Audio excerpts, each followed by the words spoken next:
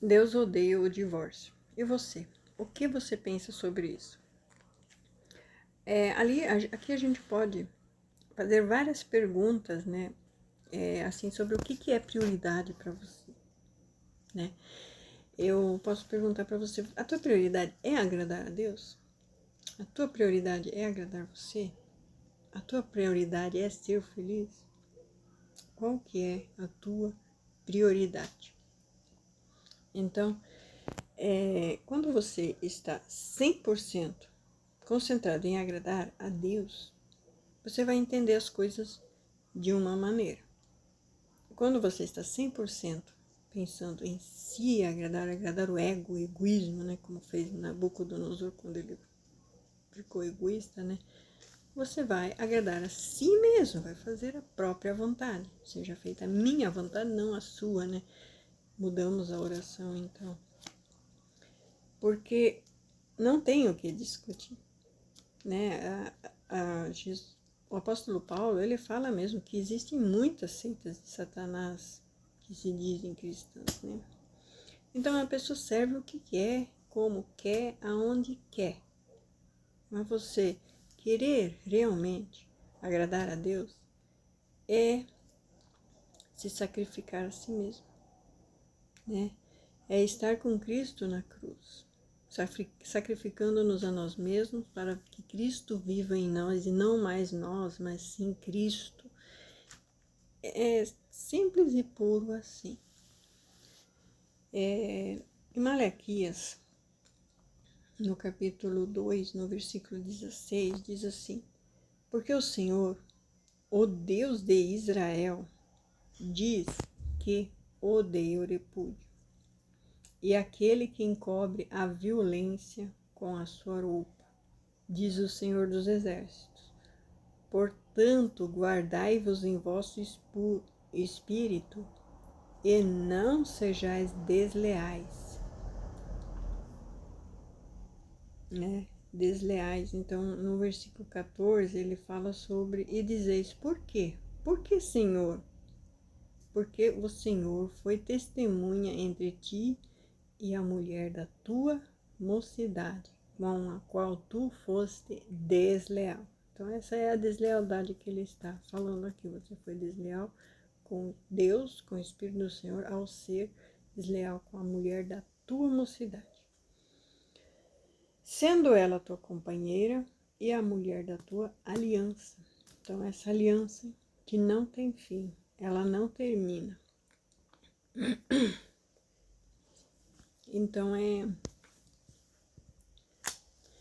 Então não termina o casamento com o divórcio, a aliança é eterna, né? E quando você é desleal na sua aliança, você está desagradando a Deus. E aí as suas orações são um enfado, né? Uma canseira para Deus. Simples. Em Efésios, a gente vê o apóstolo Paulo preocupado com as viúvas, né? Preocupado em cuidar das pessoas, da igreja, as pessoas desamparadas, né? E ali a gente vê também que ao se referir sobre cuidar das pessoas que precisam de cuidado, de acolhimento, se tivesse o cuidado de quê? Não importa se você ajudar o outro e não ajudar os seus da sua casa, não é bom, não é agradável. Deus se desagrada disso. A pessoa querer roubar da sua casa, da sua família, dos seus filhos, dos seus cônjuges, e dar para outro e querer com isso promover o evangelho dizendo que é Deus que mandou. Não é. Então ele está aqui dizendo que aquele que não cuida dos seus, especialmente dos de dentro da sua casa, é pior que um ímpio, pior que uma pessoa do mundo, pior que um pecador. Ele está envergonhando a casa de Deus, envergonhando a igreja de Deus, envergonhando o evangelho. Então, querer fazer boas obras, não cuidando da sua primeira aliança, não é agradável ao Senhor. Nunca foi e nunca será. Então eu quero saber de você, né? Qual que é realmente o teu evangelho, né? Você realmente já se converteu, realmente já se convenceu de que a tua luta é pela tua aliança, pela tua casa, pelos teus. Nossa, mas eu tô destroçada, eu tô acabada, eu tô destruída, eu não sei cuidar de mim, eu preciso de alguém que cuide de mim, porque realmente você precisa cuidar de você.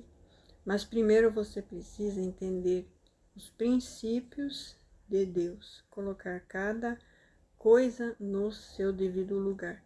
Então entenda, o que aconteceu, o que está acontecendo é consequência de coisas erradas.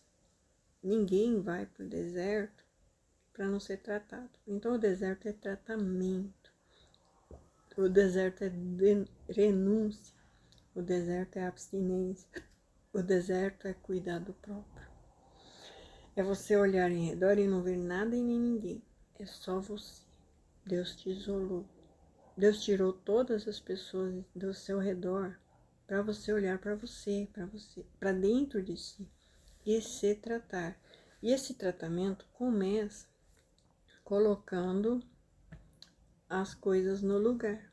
Não adianta eu querer ir para a igreja, ajudar a fazer a obra, ajudar a cuidar dos outros e não cuidar de mim e orar pelos meus. Abandonar meus filhos, abandonar as pessoas amadas que o Senhor Deus colocou sobre a sua guarda para você ter cuidado. Então, o evangelho verdadeiro é cuidar da própria família. O evangelho começa com a família. Noé só priorizou a sua família. Ele pregou para todos durante 120 anos, mas ele levou a sua família para dentro da arca. Então, o evangelho é para a família. Então, as famílias, elas enchem a terra. Então, quando você prioriza a sua família, a sua casa, isso se torna agradável ao Senhor. Isso faz com que outras pessoas também façam o mesmo. Priorizar a lei de Deus, priorizar os princípios de Deus, que são baseados em família, né? Então, se Deus odeia o divórcio, por que é que o divórcio está entre os cristãos, né? E aí ele volta a falar sobre violência, né? Sobre esconder as agressões debaixo de roupas, né? Então, você faria o quê? Em Oséias a gente vê um exemplo, né? O Deus de Israel nunca se divorciou de Israel. E se divorciou é para tratamento, para restauração, para haver uma conversão, para que eles voltem para Deus. E quando Israel se afastou de Deus, assim como a mulher de Oséias, do profeta Oséias, ela se afastou de Deus. E Oséias, ele orava assim: portanto, eis que cercarei o teu caminho com espinhos e levantarei um muro de sebe para que ela não ache as suas veredas, nas veredas dos seus amantes. Vamos no versículo anterior, versículo 5 do capítulo 2. Porque sua mãe se prostituiu, aquela que os concebeu, ouve-se torpemente, porque diz: irei atrás de meus amantes, que me dão o meu pão, e a minha água, e a minha lã, e o meu linho, e o meu óleo, e as minhas bebidas. Portanto, eis que cercarei o teu caminho com espinhos, e levantarei um muro de sebe para que ela não ache as suas veredas. Então, Oséias ora a Deus para que os amantes não encontrem mais a sua amada. Assim também Israel não encontrou acolhimento em nação nenhuma. Todas as nações, mais cedo ou mais tarde, viram as costas para Israel. E Israel precisa virar de novo para Deus e buscar a Deus. E Israel não foi destruída porque sempre de novo, quando ela é desamparada pelas nações do mundo, ela se volta para Deus. E Deus atende às suas orações e a mantém viva e cuidada e protegida no meio dos séculos e dos séculos, né? Assim também, o cônjuge apartado, ele precisa de suas orações. Precisa de suas orações para que ele sofra ali o repúdio também por parte dos amantes, né? Para que ele se volte para Deus e busque a Deus, e busque a presença de Deus. Mas e quando isso não acontece? Bom, a gente ora pela salvação e Deus vai falar pela salvação, tanto com os amantes, principalmente com os amantes, mas também com o cônjuge apartado. Porque o cônjuge apartado, ele precisa se voltar para Deus. Mas nada disso acontece se você primeiro não buscar a Deus. Entenda, o deserto é só teu. O deserto não tem nada a ver com quem foi. O deserto é só teu. Então você precisa se converter. Eu preciso me converter. 100% colocar Deus em primeiro lugar na minha vida e a minha família como as pessoas que eu devo orar e cuidar. Então quem ficou, eu cuido, zelo, oro, porque são esses que ficaram. E quem partiu, eu oro. E eu não parto para a próxima. Não virou ciclo, nem coisa nenhuma. O que virou é que não, aquilo que foi, foi. Eis que tudo se fará novo. Oh, glória! Tudo voltará novo. Não vai voltar do jeito que foi. Vai voltar convertido, vai voltar transformado. E essa mudança vem do Senhor e ela é patrocinada pelas suas orações. E você só está forte para orar quando você é cheio do Espírito Santo, quando você é 100% transformado pelo Espírito Santo. E é o Espírito Santo que te transforma, tá? Então, eu gosto muito de Oséias, eu ando lendo e estudando muito, e é muito lindo a história de Deus com Israel, né? E Cristo com a igreja, né? Cristo com a igreja é uma história e Deus com Israel é outra história. Eu acho linda a história de Deus com Israel, porque Deus não abandona, mas ele vai deixando, já que vocês querem, vai, ele faz o deixe ir do filho pródigo. A mensagem do filho pródigo, que o pai realmente dá tudo, prepara tudo, agora pode ir, você quer tanto ir, então vai, né? Quer viver no mundo? Vai. Quer fazer as coisas do seu jeito? Vai. Até que o filho pródigo chega uma hora que ele se arrepende, que ele vê que ele errou e que ele volta para a casa do pai. Assim também, o que se perdeu em Cristo volta. Eles voltam. E ele depende das tuas orações. Porque quando vocês se uniram e casaram, os dois se tornaram um, isso fez uma aliança eterna entre vocês. Então esse casamento é eterno e ele precisa das tuas orações. Por quê? Porque o marido descrente é santificado pela mulher crente e a mulher descrente é santificado pelo marido crente. Do contrário, seus filhos não seriam salvos. Lá em Coríntios 7 fala isso. Esse é um versículo de Coríntios 7. Então, as tuas orações são necessárias, sim, para a conversão do seu cônjuge e para a salvação dos teus filhos. Está tudo ligado, é um emaranhado quântico, né? Tudo é ligado, ainda mais em família, é tudo ligado. Você lutando pela tua família, você lutando pela tua restauração, os amantes, as amantes se convertem também, porque as orações também chegam lá. Por quê? Porque o homem, quando se deita com uma meretriz, se torna um com ela, em corpo, alma e espírito.